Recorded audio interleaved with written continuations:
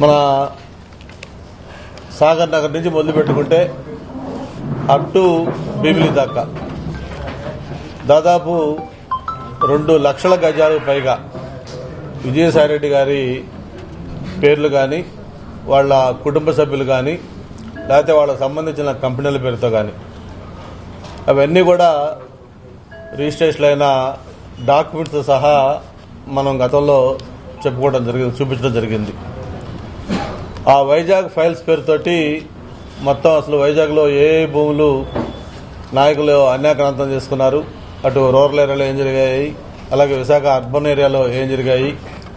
చివరికి అక్కడ ఇన్ఛార్జిగా ఉంటే ఆయన మన భీమిలి నియోజకవర్గంలో ఉన్న తర్లువాడ కొండ ఏదైతే వాళ్ళ కుమార్తె పేరున ఏదో ఇన్స్టిట్యూట్ పెట్టాలని చెప్పని అఫీషియల్గా కలెక్టర్లని లేకపోతే అందరినీ వెళ్లి చూడాల్సిన దాన్ని ఏకూజావున ఎవరికి తెలియకుండా అత్యంత రహస్యంగా మరి కనీసం స్థానిక నాయకులు కూడా తెలియకుండా పోయి చూసి వచ్చి దాంట్లో కూడా వివాదాల్లో చిక్కున్న విషయం మనకు గుర్తుంది. అలాగే గీతం కాలేజీ లాంటి వాటిని కానీ లేకపోతే తెలుగుదేశం పార్టీ నాయకులు లేకపోతే ఇతర వ్యక్తులకు సంబంధించిన భవనాలు కూల్చివేత కావచ్చు. చివరికి మా భీమిలి కార్యాలయం దగ్గర నుంచి మాకు మా అల్లుడికి సంబంధించిన ఫామ్ హౌస్ ఉంటే దాన్ని కూడా కూల్చేసిన విషయం, భీమిలి ఆఫీస్ కూడా కూల్చేస్తామంటే ఆ కోర్టు ద్వారా దాన్ని స్టే తెచ్చుకోవడం జరిగింది.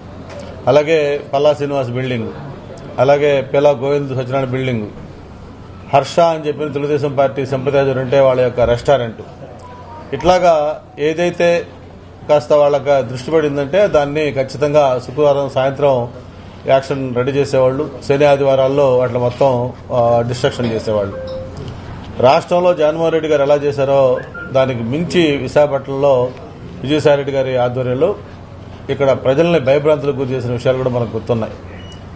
మరి నిన్న సాయంత్రం ఆయన ట్వీట్ చూస్తూ ఉంటే చాలా ఒక పక్క జాలి, ఒక పక్క నవ్వు, మరో పక్క ఆశ్చర్యం అన్నీ కూడా కలిగే విధంగా ఆ ట్వీట్ చేస్తూ ఉన్నారు. నాకు చంద్రబాబు నాయుడు పైన బాధ లేదు, తెలుగుదేశం పార్టీతో విభేదాలు లేవు, లేకపోతే పవన్ కళ్యాణ్ నాకు చిరకాల మిత్రుడు, లేకపోతే ఇంకొక ఇది లేవు అవి లేవు అని చెప్పని ఈరోజు ఆయన నీతి వాక్యాలు చెప్తూ రాజకీయాలకి బై బై, వ్యవసాయం చేసుకుంటారని చెప్పి కూడా చెప్తా ఉన్నారు.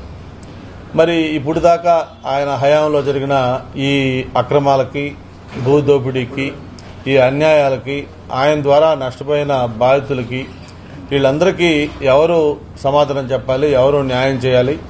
ఆయన సింపుల్గా నేను పార్టీకి రాజీనామా చేశాను, అలాగే పదవికి రాజీనామా చేస్తా ఉన్నాను, వ్యవసాయం చేసుకుంటానంటే ఈ చేసిన ఇవన్నీ కూడా పోతాయని చెప్పని కూడా మనం ఒకసారి ఆలోచించాల్సిన అవసరం ఉంది.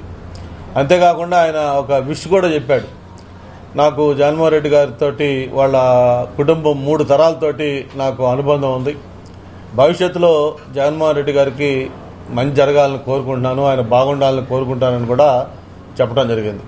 అయితే ఇక్కడ ఆయన మర్చిపోయిన విషయం ఏంటంటే, నేను మొట్టమొదటి చెప్తా ఉన్నాను, ఎలక్షన్ల ముందు చెప్పాను, ఎలక్షన్ల తర్వాత చెప్పాను, లేటెస్ట్ కూడా చెప్పాను.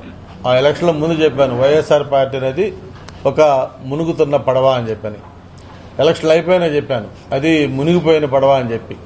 మరి ఈరోజు మనం చూస్తా ఉన్నాం, ఆ రోజు చెప్పాం చివరికి జగన్మోహన్ రెడ్డి గారు తప్ప ఆ పార్టీలో ఎవరూ మిగలరు అని ఆ రోజు మనం చెప్పిన మాట ఈరోజు నిజమైంది.